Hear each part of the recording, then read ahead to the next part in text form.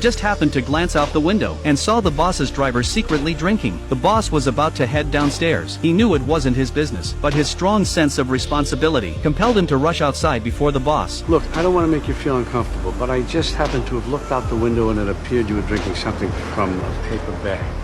I don't know what you're talking about, man. Seeing the boss walking out the door, he gave the driver two options. Why don't you tell her you can't drive it today or I'm gonna have to? But the driver hesitated. Still, he let the boss get into the car. Yet under Ben's serious stare, he claimed to feel unwell and asked the boss for a leave. Sure. Yeah, no, you should take the day off and feel better, okay? Thanks. And so Ben became the temporary driver, safely driving the boss to his destination. As the boss got out, he complained that he was starving. So while waiting, Ben went and packed a bowl of porridge for him. You really didn't have to do... Oh my god, that smells so good. Good. Hard to imagine, this thoughtful old man was once the general manager of a printing company. The reason he ended up working at this company was simply because he saw an ad for senior interns while shopping for groceries. Although Ben wasn't in need of money, he wanted to make his retirement more fulfilling. He had been retired for years. His children had their own families. He was living a life most people envied, totally relaxed. Since his wife passed away, he spent 3 years traveling the world. But every time he returned home, he felt a deep, overwhelming loneliness. He loved learning new things and enjoyed being around young people. Even though others thought his retirement life was rich and full, Ben always felt like something was missing. So at 70 years old, Ben made a bold decision. He decided to apply for that internship. He even filmed a video resume just as required. I read once musicians don't retire. They stop when there's no more music in them. Well, I still have music in me. Absolutely positive about that.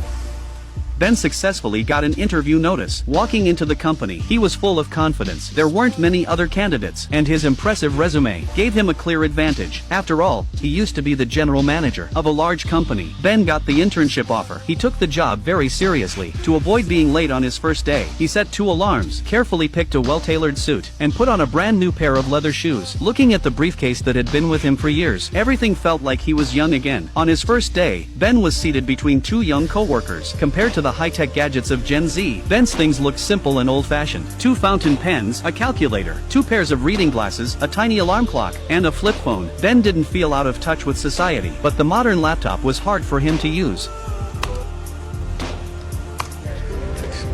Ben joined a women's fashion e-commerce company. Although the founder, Jules, looked ordinary, she had grown a small team of 20 into a company with over 200 employees in just 18 months. Behind her remarkable ability was an intense sense of discipline. From product packaging to logistics and after-sales, Jules handled everything personally. To save time, she even rode a bike in the office. When others found out, Ben was assigned as Jules's assistant. They couldn't help but feel sorry for him. Ben was told to meet Jules at 3:55 p.m. To make a good impression, he approached Jules's secretary in advance to ask for tips before the meeting. Just talk fast. She hates slow talkers. Maybe that's just when I talk slow.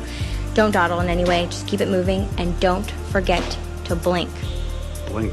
Yeah, she hates when people don't blink. It weirds her out. Ben walked into the boss's office right on time. I'm Ben, your new intern. I'm not gonna have a lot for you to do. That's the truth. I think that you'd be much better off working in creative or marketing. It's a little bit slower pace, maybe a little bit easier to grasp. If you requested a transfer, we can make that happen. Excuse me. Okay. Well then, looks like you're stuck with me. Great, I'm excited. We'll email you when I have something for you to do. Or I could just stop by a few times a day, check in. I'll email you. Want the door open or closed? Doesn't matter. Open, actually. You get used to me.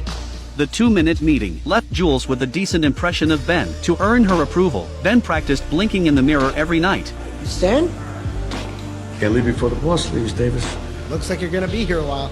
But after watching his inbox all day, he didn't receive a single assignment. Still, Ben didn't feel discouraged. Instead, he embraced each new day with energy. Whenever someone needed help, he'd be the first to offer it, sometimes even sharing sales advice. From watching how tirelessly he worked, Jules saw his passion for the job. So one day, Ben finally received a task, taking her dirty laundry to be cleaned. Even though it was a small errand, Ben treated it with great importance. What he didn't know was that Jules was in a terrible mood that day. Because of the company's rapid growth, investors had decided to hire a new CEO to help share the load. But to Jules, that felt like giving her company away. As unwilling as she was, she had to admit, she could no longer handle everything alone. Fighting back tears, she reluctantly accepted the change. I mean, give me CEO lessons.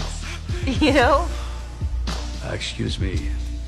I apologize, but Becky said you needed something taken care of on your jacket. Oh, right. Ben pretended he had just walked in. He didn't say a single unnecessary word, just picked up the laundry and left. When the secretary asked what had happened inside, Ben claimed he was hard of hearing and didn't hear a thing. Years in the workforce had taught him the rules of professionalism. This also made Ben realize that beneath Jules's tough exterior was a vulnerable heart. He decided to do something for the company. There was a cluttered desk in the office that no one managed, and it had gotten messier and messier over time. It was something that always gave Jules a headache, but the next morning, she came to work and found that desk spotless. Ben came in at 7 this morning and did it. Who? Ben, your intern. Ben Whitaker. Someone's very happy. Brilliant! Thank you! Best thing that's happened around here all week. That night, Jules worked late. Looking up, she noticed Ben was still at his desk. She knew he was waiting to leave together with her, so she brought some food and shared it with him. It was their first conversation outside of work. Ben told Jules he used to work at a printing factory. Jules suddenly realized that the office used to be a printing factory, too. No. What? This is where you worked? For almost 40 years. If you want to see what happens next, follow me.